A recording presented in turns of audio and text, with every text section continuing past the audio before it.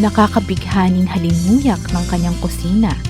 Nakakatakam na lutuin sa kanyang hapagkainan. Pabalik-balikan recipe ng mga pagkain kanyang ibabahagi direct from her kitchen sa kusina ni Momsy.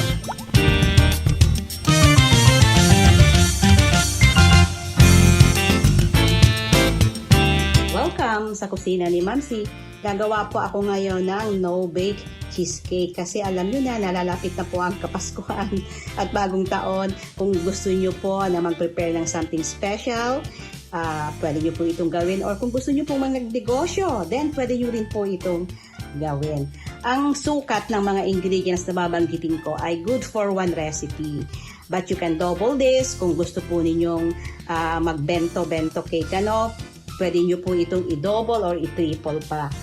So, para sa ating crust or base po ng ating cake, 1.5 cups crushed graham crackers, 1/4 cup sugar, 1/2 teaspoon cinnamon powder, 1/2 cup melted butter, pinalamig na po. Sa ating filling naman, 1/4 cup evaporated milk, 1 envelope unflavored gelatin, 1 box cream cheese, 1/3 cup white sugar, and 1 box chilled all-purpose cream or 250 ml all-purpose cream. And of course, isang lata po ng blueberry para sa ating topping. To make the crust, ilagay na sa isang bowl yung ating crushed graham crackers. So, ito po ngayon ay double recipe na. So, bali 3 cups na po yan na crushed graham crackers. And then, meron na akong 1/2 cup na white sugar, 1 teaspoon cinnamon powder, at haluin lamang po ito. Mix all together muna. And then, add the melted butter. At haluin lamang po hanggang mabasa lahat ng crushed graham. Ma-mix po natin siyang mabuti. Haluin lang siyang mabuti hanggang mabasa. Now, i-prepare na yung iyong mold. Dahil nga po double recipe yung aking ginawa at may okasyon, kaya malaki ang aking gagawin. So, nandito na po yung glass tray. May mold na po ako. Or, kung magbe-bento-bento po kayo, pwede kayong gumamit ng mga ganito. Ito po. Springboard pan. Nakatatanggal siya. Or, pwede po kayong gumamit ng mga ganito. Yan, maliliit lang siya. Or if you have like this, may kasama na po siyang takip. Ayan.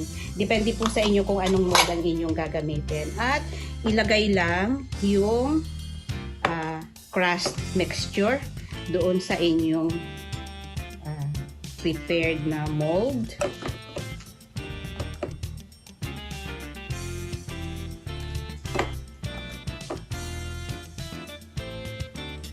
So, i-press lang doon sa inyong mold yung crust mixture.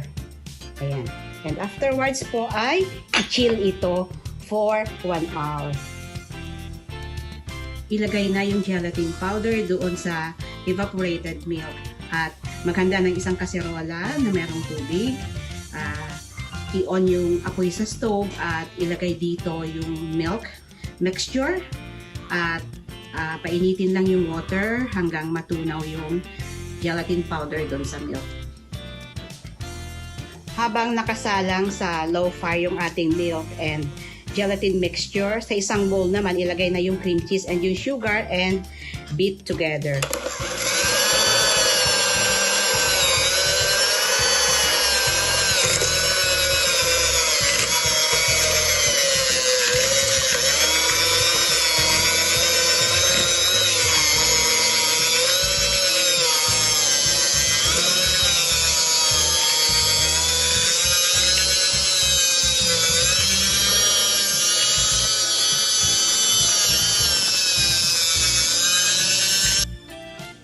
Now, add the chilled all-purpose cream and continue beating.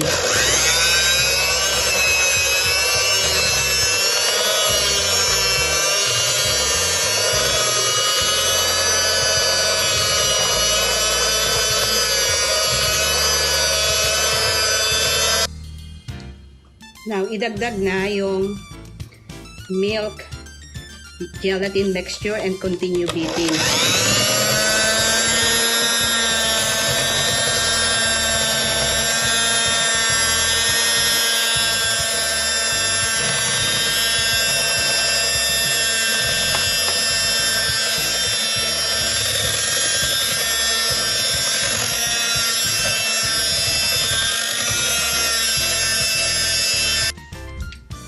Heto na yung ating chilled na crust.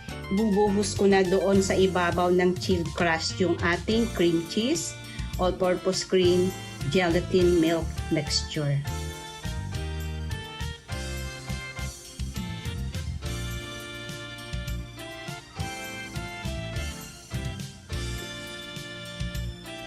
So, ayan, after na maibuhos na yung cream cheese mixture dun sa crust ay i-chill lamang po ito overnight.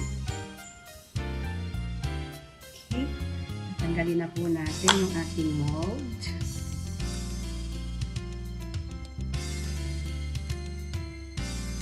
There goes. Ayan. Inilagay ko na po yung blueberry topping. Ayan. So, hindi problema kung wala kayong oven. You can prepare something special ngayong darating na Kapaskuhan at Bagong Taon. Kung wala kayong electric mixer, baka may mga friend po kayo na mayroong electric mixer, hiram na ram po kayo. So, why don't you try our no-bake cheesecake? Ang topping po natin, pwedeng blueberry, pwedeng strawberry, pwede pong mangga. Anything you want na panglagay sa topping, pwede po. Ako si Ma'am Cielo Ibasco na nakasama ninyo mula dito sa Kusina ni Mamsi.